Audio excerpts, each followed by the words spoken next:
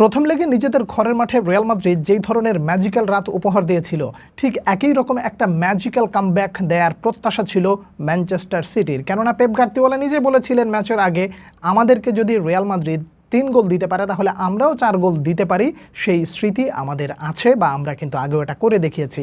এরকম প্রত্যাশা যখন একজন কোচ করেন তখন তো আত্মবিশ্বাস বেড়ে যাওয়ার কথা প্লেয়ারদের, শুধু প্লেয়ার না রাইভালদেরও মোটামুটি বেড়ে যাওয়ার কথা। যারা রাত জেগে খেলা দেখছিলেন তাদের জন্য সমবেদনা ছাড়া আর কিছুই নেই। তবে অ্যাজ আ রাইভাল হিসেবে হোক বা যে জন্যই হোক, আপনার কাছে এই খেলা বা এই ধরনের মেড়ে খেলার ভেতরে খেলার চেয়ে আপনার কাছে এই মুহূর্তে সবথেকে বেশি গুরুত্ব পেয়েছে কন্ট্রোভার্সিয়াল কয়েকটা ডিসিশনের ভেতর একটা, সেটা হলো বার্নার্ডো সিলভার ওইটা কি লাল কার্ড ছিল কিনা।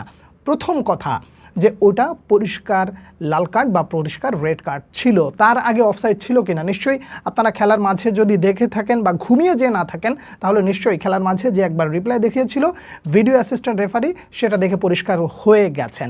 এখন কন্ট্রোভার্সির যে জায়গাটা সেটা হলো যে আসলে ওইটা রেড কার্ড ছিল কিনা। দেখুন, রুলস যেটা বলে সেটা হলো ডিবক্সের মধ্যে কোনো একটা প্লেয়ার যদি গোল মুখে শট করে এবং সেখানে গোল হওয়ার সম্ভাবনা যদি থাকে যে এটা ক্লিয়ার গোল হতো, এমত অবস্থায় কোনো প্লেয়ার গোলকিপার ছাড়া যদি হ্যান্ড শো করে কিংবা হাত দিয়ে বল ঠেকিয়ে দেয়, তাহলে সেটা মানে ক্লিয়ার রেড কার্ড হবে। এখন কথা হলো যে সে তো হাত দেয়নি, সে তো মানে কোনো যেই জায়গাটা বলে এই জায়গাটা তিনি শো আপ করেছেন।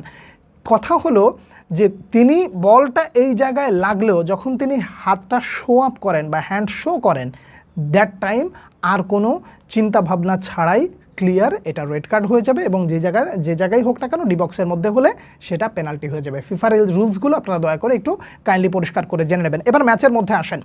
ম্যাচ আপনি হেসে খেলে জিতেছেন কিনা সেই বিতর্কটা পরে। আপনি এই মুহূর্তে সবার আগে যে ব্যক্তিকে নিয়ে আলোচনা করবেন সেই ব্যক্তির নাম হচ্ছেন থিবো কর্তোয়া। প্রথম হাফের 20 মিনিট একটা প্লেয়ার যখন 4টা সেভ দিয়ে দেয় পরিষ্কার, তখন আপনার কাছে আর নতুন করে বলার কিছু থাকে না।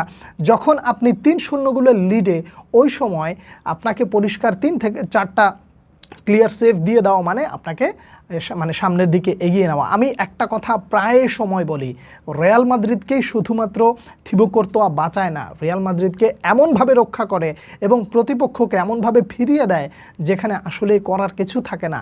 আরবালো তো কয়েকদিন আগে বলছিল ইতিহাসে অনেকেই আসবে যাবে, কিন্তু থিবো কর্তোয়া বোধহয় একজনই। এই ব্যক্তিকে নিয়ে যত প্রশংসা করা হবে ততই কম হবে। ম্যাচে ভিনিসিয়াস জুনিয়রের কাছ থেকে যেই মিসগুলো আপনারা দেখেছেন, এটা দেখে আপনি নিশ্চয়ই এতক্ষণে বিরক্ত হয়ে গেছেন কিংবা আপনার ভেতরে অনেক ফ্রাস্ট্রেশন কাজ করছে। আসলেই স্বাভাবিক ব্যাপার ফ্রাস্ট্রেশন কাজ করাটা, কিন্তু আমি সব সমালোচনার পরে ভিনিসিয়াসের 2টা গোল এটা নিয়ে আমি তাকে প্রশংসায় ভাসাতে চাই, তার মিসগুলো নিয়ে বলতে চাই যে ঠিক আছে, পার্ট অফ গেম, এগুলো হতে পারে। কিন্তু একটা জিনিস আমি অ্যাকসেপ্ট করতে পারবো না, সেটা হচ্ছে ভিনিসিয়াস যখন শেষ সময়ে লাস্ট যে গোলটা দেয় অফসাইডে যেটা বাতিল হয়, ওই গোলটা দেওয়ার পরে সিটি ফ্যানদের দিকে ফিরে তিনি তার টি শার্টটা দেখাচ্ছিলেন। এইটা আমি তার কাছ থেকে আশা করিনি। কেন আশা করিনি? ভাই, আপনি ওই সময় ওই গোলটা দিয়ে ম্যাচ জিতিয়ে ফেলেননি বা আপনার দলকে আপনি ফাইনাল মোমেন্টে গিয়ে যে একেবারে জিতায় ফেলেননি। মানে আপনি এতগুলো দর্শক যারা সিটির খেলা দেখতে এসছে, আপনি তাদের প্রতিও কিছুটা সম্মান রাখবেন, তার কারণ আপনি তো এমনি এগিয়ে আছেন। অ্যাজ আ স্পোর্টসম্যান আপনি এই জায়গায় এই ধরনের ডিসরেসপেক্ট করতে পারেন না। এটা আমার ব্যক্তিগত মতামত। এই মতামতের সাথে আপনি একমত হন বা না হন, আপনি আমাকে বকাঝকা করেন, কোনো সমস্যা নেই, কিন্তু আমি এটা মেনে নিতে পারিনি। আপনি গোল করলেন, সেলিব্রেশন করলেন, কিন্তু দর্শকদের দিকে তারা কষ্ট করে মাঠে আসে। হ্যাঁ, এটা ঠিক, ভিনিসিয়াস জুনিয়রকে অনেক দর্শক কিন্তু কটু কথা শোনায় বা অনেক আজে বাজে কথা বলে, ঠিক আছে, সেটা মেনে নিচ্ছি। কিন্তু আপনি একটা ভালো মানুষ বা ব্যক্তি হিসেবে আপনাকে সম্মান নিতে হলে কিছু ব্যবহার আপনাকে করতে হবে যে প্রতিপক্ষ আপনি জিতে যাওয়ার পরেও যেন দাঁড়িয়ে উঠে আপনাকে সেলুট করে। এটা আমি ব্যক্তিগতভাবে মানতে পারিনি। এছাড়া যদি ম্যাচের মধ্যে আসেন, রিয়াল মাদ্রিদ প্রথম 20 মিনিট যখন সার্ভাইভ করে ফেলেছে তখনই এক প্রকার ম্যাচটা রিয়াল মাদ্রিদ নিয়ন্ত্রণ করে ফেলেছে। প্রথম লেগে যেভাবে রিয়াল মাদ্রিদ খেলেছিল, সেকেন্ড লেগে এসে ওই ধরনের খেলাটা প্রত্যাশিত থাকবে না, এটা খুব পরিষ্কার কথা। তার কারণ হলো আপনি দেখবেন যে যখন 3 গোলের লিড থাকে তখন নিজেরা আমরা আত্মরক্ষা করব, আমরা বল ছেড়ে দিব। ম্যাচের আগে যে বিষয়টা নিয়ে আলোচনা করেছিলাম সেটা দেখলে আপনারা আরও ক্লিয়ার বুঝে যাবেন। আমরা ক্লিয়ার থাকতে চাইবো এবং যখন সুযোগ পাবো তখনই কাউন্টার অ্যাটাকে যাব, এবং রিয়াল মাদ্রিদ সেটাই করেছে।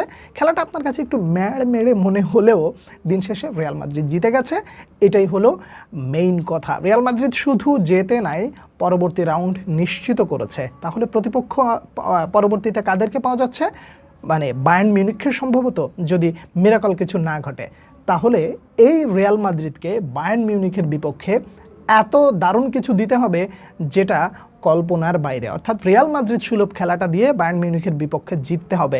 কিন্তু টেনশনের জিনিস আরও একটা আপনাকে মাথায় রাখতে হবে, তা হলো অপর সাইডে যদি সেমিফাইনাল, কথার কথা বায়ার্ন মিউনিখের বিপক্ষে আপনি জিতে যাবেন, আমি এই কথাটা বলছি না, কিন্তু সেখান থেকেও যদি রিয়াল মাদ্রিদ রেজাল্ট নিজেদের পক্ষে আনতে পারে উভয় লেগ মিলিয়ে, তাহলে সেমিফাইনাল অপেক্ষা করবে খুব সম্ভবত পিএসজি। এই দলটাকে থামানোটা আসলে মুশকিল হয়ে যাচ্ছে, এই দলটাকে থামানোটা আসলেই কষ্টসাধ্য হয়ে যাচ্ছে। তবে শেষ কথা ওই একটাই, রিয়াল মাদ্রিদকে যদি চ্যাম্পিয়ন্স লিগ জিততে হয় তাহলে প্রতিপক্ষকে দেখার সময় নাই, খেলতে হবে বুক চিতিয়ে। ভিনিসিয়াস যেভাবে আজকে খেলেছেন, গোল করেছেন, প্রশংসা পাবেন, কিন্তু যে মিসগুলো করেছেন সেই মিসগুলো আসলেই ভক্তরা প্রত্যাশা করে না। আমি যা দেখেছি তা আপনার সামনে তুলে ধরেছি, আপনারা কে কী মনে করছেন জানাবেন। পরবর্তী ভিডিওতে আবার দেখা হচ্ছে, কথা হচ্ছে, সে পর্যন্ত অনেক ভালো থাকবেন। আল্লাহ হাফেজ।